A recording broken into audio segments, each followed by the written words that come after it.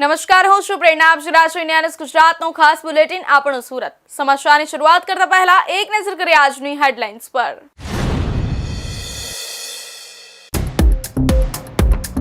Real લાઈફની મર્દાનીઓ એક મંચ per the great Indian couple શોમાં પહોંચી 30 મહિલા પોલીસ અધિકારી. એસીપી મિની જોસેફે વર્ણવી 5 મર્દાનીની કહાની.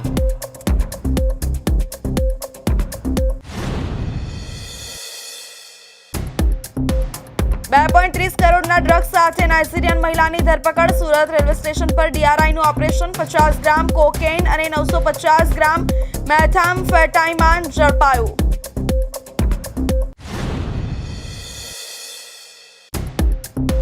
ભારતભરમાં તરખાટ રચનારી સતપાલ ફૌજી ગેંગનો સાગરીત ઝડપાયો. પૂર્વ આર્મી જવાને જેલના મિત્રો સાથે મળી બનાવી ગેંગ. ફ્લેટની બહાર ન્યૂઝપેપરનો ઢગલોને નિશાન બનાવતા.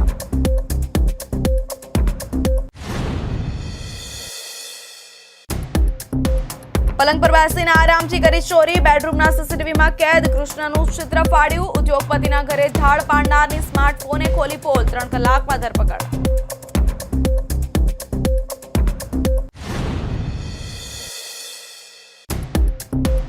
બેલારુસમાં ફસાયેલી નવસારીની મહિલા સુરત પહોંચી. સુરત એરપોર્ટ પર પહોંચી જણાવી આપવીતી એશિયનના કારણે બેલારુસમાં ફસાઈ હતી.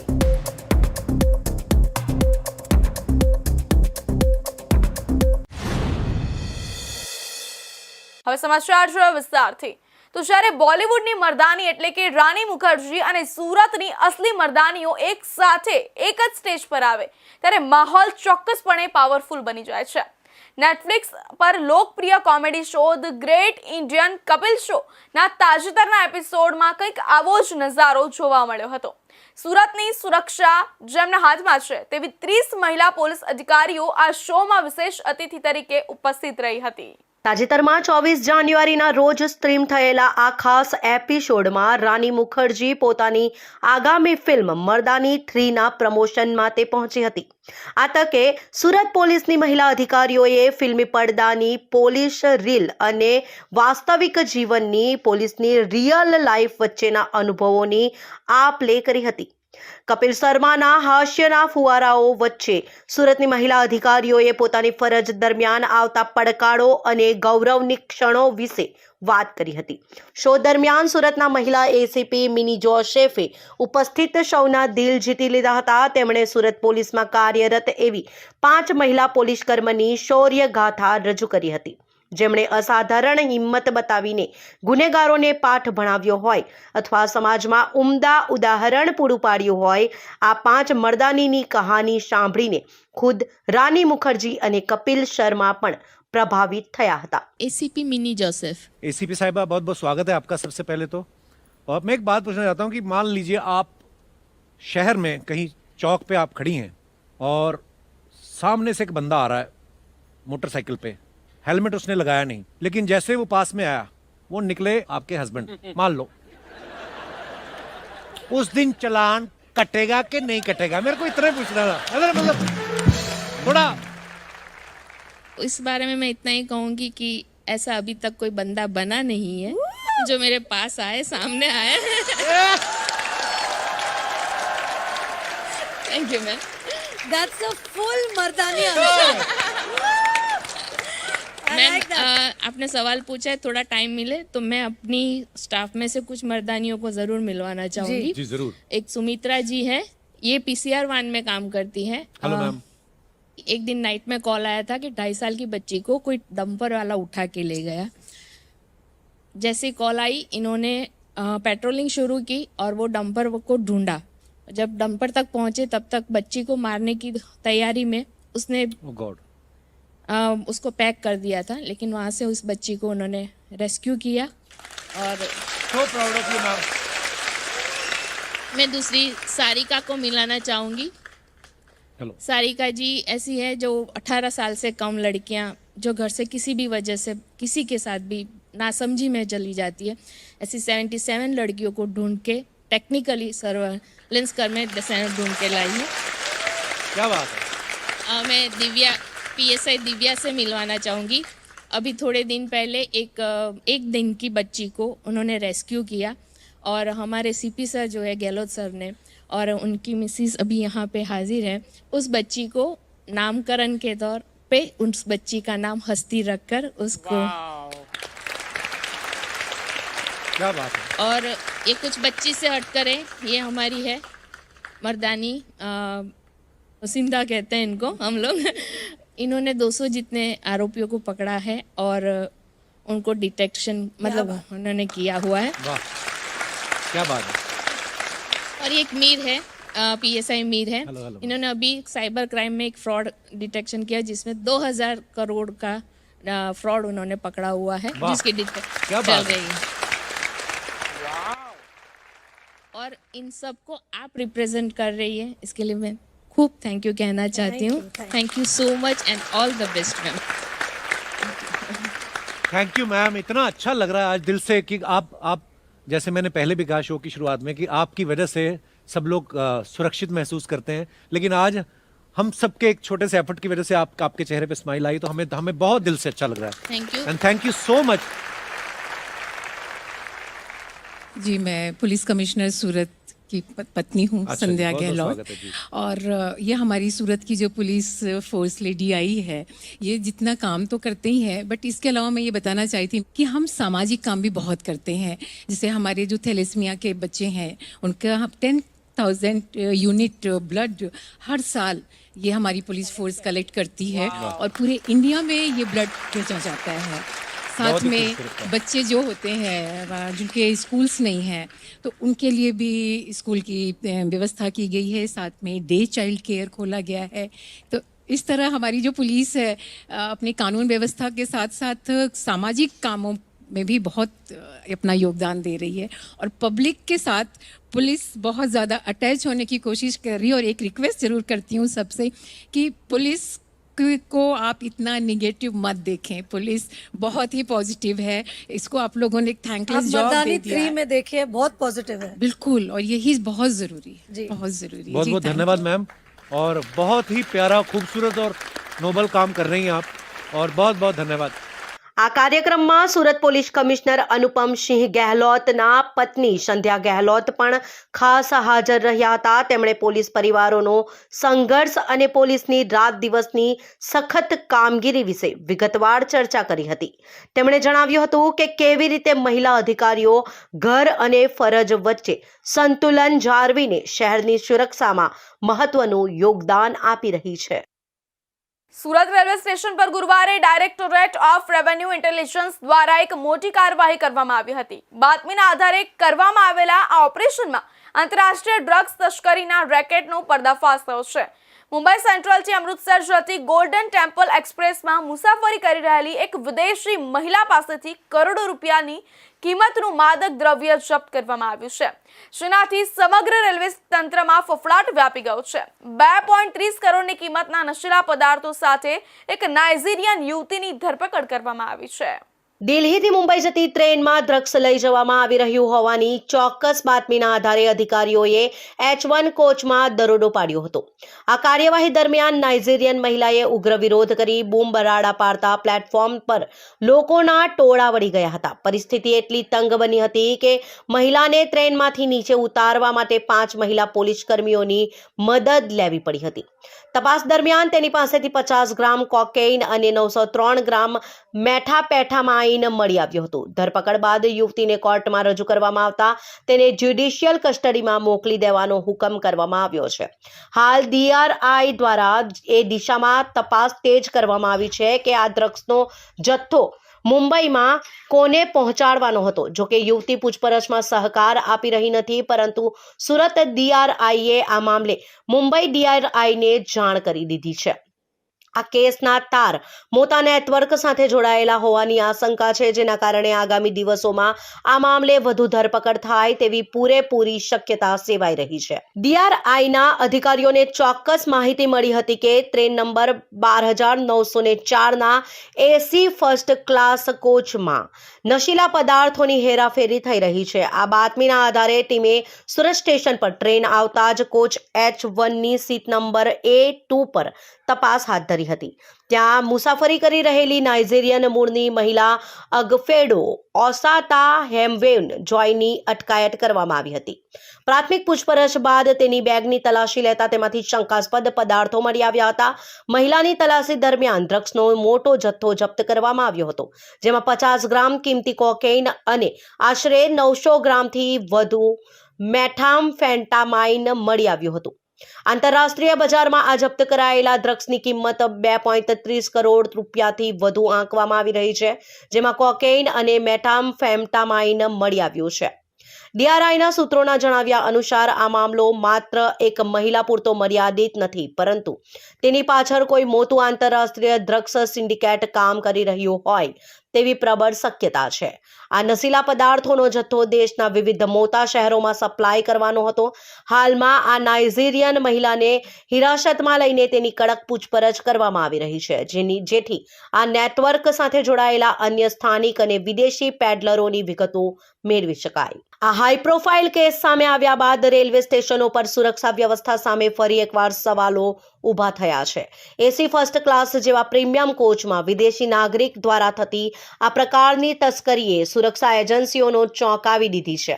સુરત સહિતના મુખ્ય રેલવે જંકશનો પર હવે બાજ નજર રાખવામાં આવી રહી છે અને આગામી દિવસોમાં આ તપાસના તાર વધુ ઊંડા ઉતરે તેવી શક્યતા છે. સુરત શહેર ક્રાઇમ બ્રાન્ચે આંતરરાષ્ટ્રીય ઘરફોડ ચોરી કરતી કુખ્યાત સતપાલ ફૌજી ગેંગ વિરુદ્ધ મોટી કાર્યવાહી કરી છે. ક્રાઇમ બ્રાન્ચની ટીમે બાતમીના આધારે અમદાવાદના રહેવાસી અને આ ગેંગના સક્રિય સભ્ય દિનેશ ઉર્ફે લાલજી વૃંદાવન શાહને અડાજણ ડેપો પાસેથી ઝડપી પાડ્યો છે. આ ધરપકડ સાથે જ પોલીસે ગુજરાત સહિત દેશના વિવિધ રાજ્યોમાં થયેલી 29 જેટલી મોટી ઘરફોડ ચોરીના ભેદ ઉકેલવામાં સફળતા મળી છે. આ ગેંગનો ઇતિહાસ કોઈ ફિલ્મી પટકથાથી ઓછો નથી. ગેંગનો લીડર સતપાલ ઉર્ફે ફૌજી હરિયાણાનો વતની છે અને 1997માં આર્મીમાં જોડાયો હતો. 8 વર્ષની ફરજ બાદ તેનું કોર્ટ માર્શલ કરવામાં આવ્યું હતું. આર્મીમાંથી બહાર આવ્યા બાદ તેણે હત્યાના ગુનામાં 3 વર્ષ જેલવાસ ભોગવ્યો, જ્યાં તેની મુલાકાત અન્ય રીઢા ગુનેગારો સાથે થઈ અને ત્યાંથી જન્મી ભારતભરમાં તરખાટ મચાવનારી સતપાલ ફૌજી ગેંગ. પોલીસ તપાસમાં બહાર આવ્યું છે કે જેલમાંથી છૂટ્યા બાદ સતપાલે ફુલસિંગ, સોમવીર, પરમવીર અને ઝડપાયેલા આરોપી દિનેશ ઉર્ફે લાલાજી સાથે મળીને એક મજબૂત નેટવર્ક તૈયાર કર્યું હતું. આ ગેંગના સભ્યો એટલા વ્યવસ્થિત હતા કે તેઓએ અત્યાર સુધીમાં ગુજરાત, મહારાષ્ટ્ર, તેલંગાણા, આંધ્રપ્રદેશ, ઓડિશા અને દિલ્હી સહિત કુલ 11 રાજ્યોમાં 100થી વધુ ઘરફોડ ચોરીઓને અંજામ આપ્યો છે. આરોપીઓની ચોરી કરવાની પદ્ધતિ ખૂબ જ ચાલાકી ભરી હતી. તેઓ માત્ર દિવસ દરમિયાન જ ફ્લેટોમાં ચોરી કરતા હતા. ગેંગના 8 થી 9 સભ્યો પોશ સોસાયટીઓમાં રેકી કરતા અને જે ફ્લેટના દરવાજાની બહાર ઘણા દિવસોના ન્યૂઝપેપર પડ્યા હોય અથવા દરવાજા પર ધૂળ જામી હોય તેને નિશાન બનાવતા હતા. આ સંકેતો પરથી તેઓ ખાતરી કરતા હતા કે ઘર માલિક ઘણા સમયથી બહાર ગામ છે. ચોરી કરતી વખતે ગેંગના સભ્યો અદ્યતન ટેકનોલોજી અને સાવચેતીનો ઉપયોગ કરતા હતા. જો સોસાયટીમાં કોઈ તેમને ટોકે તો તેઓ નીચે રહેતા કોઈ વ્યક્તિનું ખોટું નામ આપીને છટકી જતા. જ્યારે ગેંગના મુખ્ય સભ્યો ઘરનું તાળું તોડતા હોય ત્યારે અન્ય સાગરીતો નીચે વોચ રાખતા અને વોટ્સએપ કોલ દ્વારા સતત સંપર્કમાં રહેતા, જેથી પોલીસ કે અન્ય કોઈના આવવાની જાણ તુરંત થઈ શકે. ઝડપાયેલો આરોપી દિનેશ ઉર્ફે લાલાજી પોતે એક રીઢો ગુનેગાર છે. તેણે 2010માં અમદાવાદના રખિયાલમાંથી બાઇક ચોરીથી ગુનાખોરીની દુનિયામાં કદમ મૂક્યો હતો. જેલવાસ દરમિયાન તે સતપાલ ફૌજીના સંપર્કમાં આવ્યો અને ત્યારબાદ આ આંતરરાજ્ય ગેંગનો હિસ્સો બની ગયો. દિનેશ વિરુદ્ધ અત્યાર સુધીમાં 34 જેટલા ગુના નોંધાયેલા છે, જે પૈકી 29 ગુનાઓ માત્ર અમદાવાદના વિવિધ પોલીસ સ્ટેશનોમાં છે. ગુજરાતના આ ગેંગે સુરત, અમદાવાદ અને જામનગર જેવા શહેરોને નિશાન બનાવ્યા હતા. 2020માં સુરતના ઉમરા વિસ્તારમાં થયેલી 26 લાખની મોટી ચોરીમાં પણ આ ગેંગ સંડોવાયેલી હતી. દિનેશ આ કેસમાં 2020થી નાસ્તો ફરતો હતો અને તેની ધરપકડ માટે CRPC 70 મુજબનું વોરંટ પણ ઇસ્યુ કરવામાં આવ્યું હતું. તાજેતરની પૂછપરછમાં જાણવા મળ્યું છે કે 2025 ફેબ્રુઆરીમાં ઓડિશાની જેલમાંથી મુક્ત થયા બાદ દિનેશે પોતાની અલગ ગેંગ બનાવી હતી. તેણે સોમવીર અને મોનુ સોની જેવા સાગરીતો સાથે મળીને મહારાષ્ટ્રના નાસિક, નાગપુર અને આંધ્રપ્રદેશના નેલ્લુર જેવા શહેરોમાં ફરીથી 29 જેટલી ઘરફોડ ચોરીઓ કરી પોલીસને પડકાર ફેંક્યો હતો. હવે સમય છે એક વિરામનો.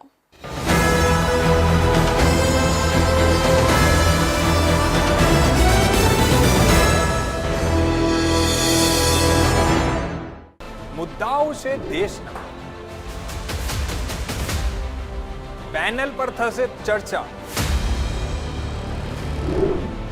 વાતમાં થશે સ્પષ્ટ સંવાદ. અમે લાવીએ છીએ તમારા પ્રશ્નોને મંચ પર.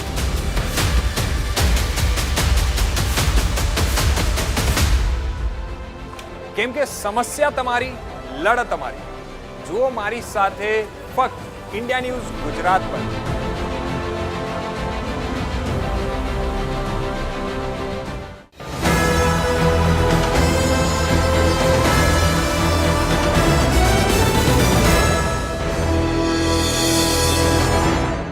વિરામ બાદ ફરી આપ સૌનું સ્વાગત છે.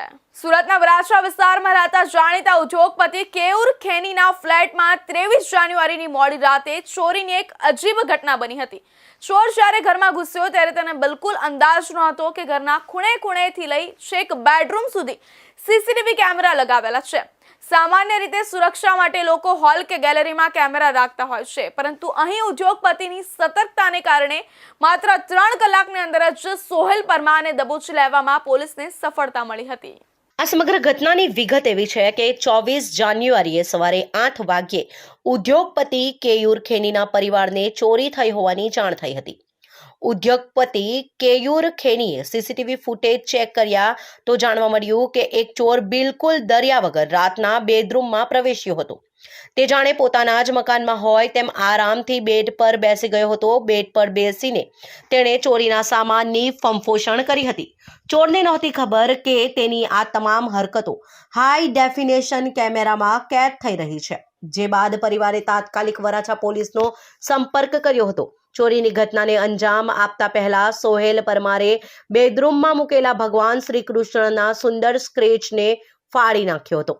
કદાચ સોહેલ પરમારને એમ હશે કે ભગવાનની તસવીર હટાવી દેવાથી તે બચી જશે, પરંતુ તે ભૂલી ગયો કે ટેકનોલોજીના જમાનામાં કેમેરાની નજર તેની દરેક હિલચાલ નોંધી રહી છે. આ કૃત્ય તેના માટે નસીબના દરવાજા બંધ કરનારું સાબિત થયું. સોહેલ પરમારે ઘરમાંથી રોકડ અને અન્ય કિંમતી વસ્તુઓ સાથે એક મોબાઈલ ફોનની પણ ચોરી કરી હતી, જે વરાછા પોલીસ માટે મહત્વની કડી સાબિત થઈ. પોલીસે ટેકનોલોજીનો ઉપયોગ કરીને મોબાઈલનું લોકેશન ટ્રેક કરવાનું શરૂ કર્યું. આશ્ચર્યની વાત એ છે કે સવારે 11 વાગ્યા સુધીમાં તો પોલીસે આરોપી સોહેલ પરમારને ઝડપી પાડી જેલના સળિયા પાછળ ધકેલી દીધો હતો. પોલીસે આરોપી પાસેથી ચોરી કરાયેલો તમામ સામાન, જેમાં મોબાઈલ અને અન્ય કિંમતી વસ્તુઓ સામેલ હતી, તે જપ્ત કરી લીધી છે. આશરે 1,40,000 રૂપિયાની કિંમતનો મુદ્દામાલ પોલીસે સુરક્ષિત રીતે પરત મેળવ્યો છે. આટલી ઝડપી કામગીરીના કારણે ઉદ્યોગપતિના પરિવારમાં રાહત અને પોલીસ પ્રત્યે વિશ્વાસ જોવા મળ્યો હતો. વિદેશમાં સારી નોકરી અને ઊંચા પગારની લાલચે બેલારૂસ ગયેલી નવસારીની એક મહિલા બેલારૂસમાં ફસાઈ ગઈ હતી. લાંબા સંઘર્ષ બાદ હવે તે સુરક્ષિત રીતે ભારત પરત ફરી છે અને સુરત એરપોર્ટ પર પહોંચતા આપવીતી રજૂ કરી હતી.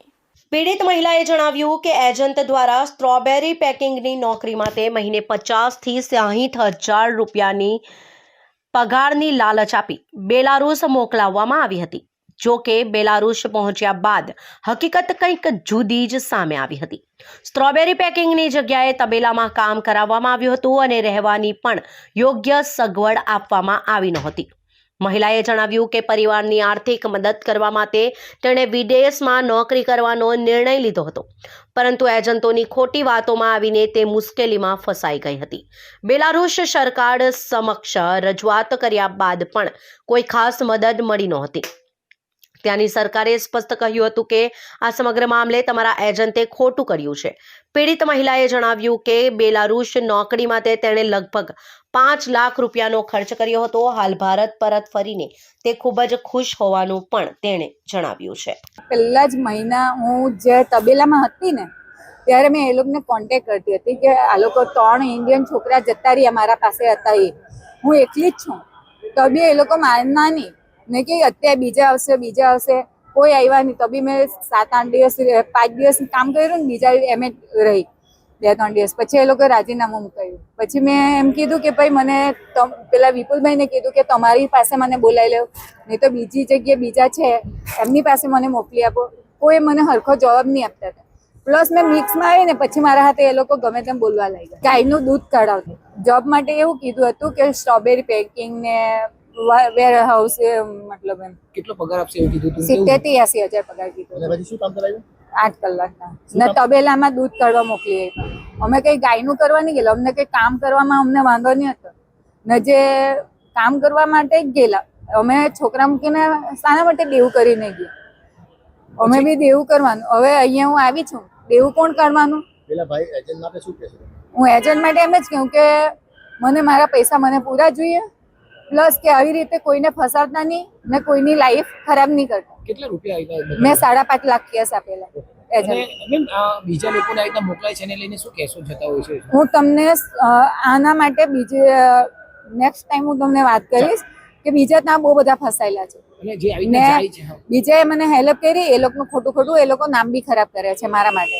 બીજાને શું સંદેશો આપશો જે આવી રીતના જાય છે ને ખોટું કરે? ના એજન્ટ લોકોનું કહેલું થોડું બી નહીં માનતા ને એ લોકો ફસાવીને મોકલશે પણ તમારી લાઈફ ત્યાં ખરાબ થઈ જશે. આજે જ મને પ્લેનમાં પંજાબના ને રાજસ્થાનના ને છોકરા લોકો સ્ટુડન્ટમાં ગયેલા ને એ પોતે કહેતા હતા કે ત્યાંના વ્યક્તિમાં 40,000 ને 50,000 પગાર નથી તો આપણો તો હું અહીં આટલો બધો. એવી રીતે મને ગુડ કરીને લોકો મને આજે એ કરતા હતા.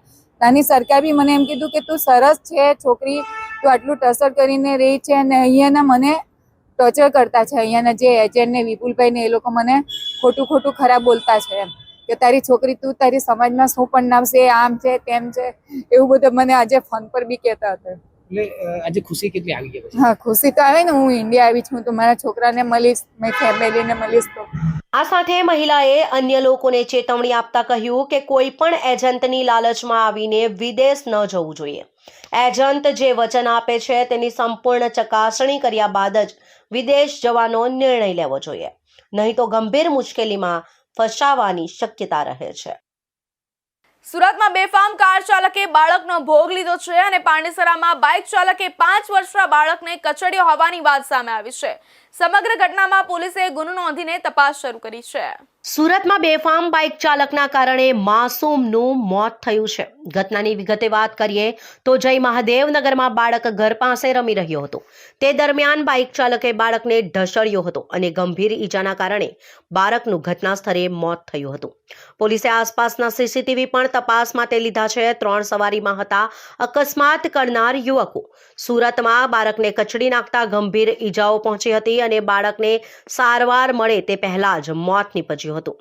પલ્સર બાઇક પર 3 યુવકો સવાર હતા અને બેફામ બાઇક ચલાવી યુવકે બાળકનો ભોગ લીધો છે. તો ઘટનામાં પરિવારજનોમાં ભારે રોષ જોવા મળી રહ્યો છે અને પોલીસે અકસ્માતનો ગુનો નોંધીને મૃતદેહને પીએમ માટે ખસેડ્યો છે. પીએમ થયા બાદ મૃતદેહ પરિજનોને સોંપવામાં આવશે. બાળક રમી રહ્યો હતો અને ફૂલ સ્પીડમાં બાઇકના ચાલકે ઘટનાને અંજામ આપ્યો હતો. मैं कल गार्डन में घूमने जा रहा था तो मेरे चाचा का लड़का जो है, मैंने उसको बोला चलो गार्डन में घूमने चलते हैं, तो बोला नहीं मैं नहीं जाऊंगा. तो फिर मैं आगे निकल गया तो गली में क्या है कि बाइक वाले निकले. 3 लोग बाइक पे बैठे थे. NS पल्सर की बाइक थी. तो उसकी मम्मी बुलाई रूम की तरफ तो बच्चा भाग के रूम की तरफ जाने लगा. तो बाइक 70-80 की स्पीड में थी. गली में से जैसे निकली बाइक एकदम स्पीड में हो गई थी.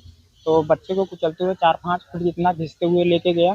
तो बच्चे को बाहर मतलब अंदर से चोट तक पूरा आया था, बाहर से तो कुछ ज़्यादा खरोच नहीं. तो बाइक वाले ने भाग गया. फिर मैंने अकेले उठा के ले गया हॉस्पिटल. 3 जगह जवाब दे दिए. उसके बाद वहाँ से 108 नंबर पर फ़ोन किए, एम्बुलेंस आया. फिर वहाँ से सिविल में लेके आए. सिविल में भी जवाब दे दिए. बच्चा मतलब ख़त्म हो गया है. तो अभी पोस्टमार्टम रूम में पड़ा है बच्चा. रात की बॉडी मतलब रात से ही बॉडी पड़ी है पोस्टमार्टम रूम में. तो हम लोग सुबह फिर आए, मतलब रात से यहीं पर पड़े हैं हम लोग. तो मैं कहना चाहता हूँ कि मतलब वहाँ के जो लोग हैं बाइक चलाने वाले उनसे मैं निवेदन करता हूँ कि बाइक थोड़ा धीरे चलाया करो। और सर आए गए दिन ऐसा मतलब महीने में 1-2 बार हो ही जाता है, कोई बच जाता है कोई मर जाता है, ऐसा होता है। इन लोगों का मतलब बहुत ज़्यादा हो गया है। बच्चे का नाम आर्यन है, 4 साल जितना है। 4 साल उम्र है सर। उसके पापा टाइल्स के काम करते हैं और उसके पापा का नाम कैलाश है। परिवार में कौन? परिवार में सर कैलाश, उसके मम्मी पापा हैं, एक भाई और एक बहन और है। તો બીજી તરફ આ ઘટનામાં પરિજનોનું કહેવું છે કે પલ્સર બાઇક પર 3 યુવાનો હતા અને 70 થી 80 ની રફતારે યુવક બાઇક ચલાવી રહ્યો હતો અને બાઇકને કચડી 20 મીટર સુધી બાઇક ચાલકે ધસડ્યો હતો. ઘર પાસે રમતા બાળકનું અકસ્માતમાં મોત નિપજતા પરિવાર શોકમાં મગ્ન છે અને પાંડેસરા પોલીસે અકસ્માતનો ગુનો નોંધી કાર્યવાહી હાથ ધરી છે. અકસ્માત સર્જનાર યુવક પોલીસની પકડથી દૂર છે. સુરતના અમરોલી વિસ્તારમાં આવેલા અંજની વિસ્તારમાંથી એક ઓનલાઈન સટ્ટા બેટિંગ ઝડપાયું છે. એપ્લિકેશન મારફતે સટ્ટા બેટિંગ ચાલતું હતું. આઈડી અને પાસવર્ડ આપનાર બંનેની ધરપકડ કરવામાં આવી છે, જેમાં શૈલેષ માલવિયા અને વિપુલ ગઢિયાની ધરપકડ કરવામાં આવી.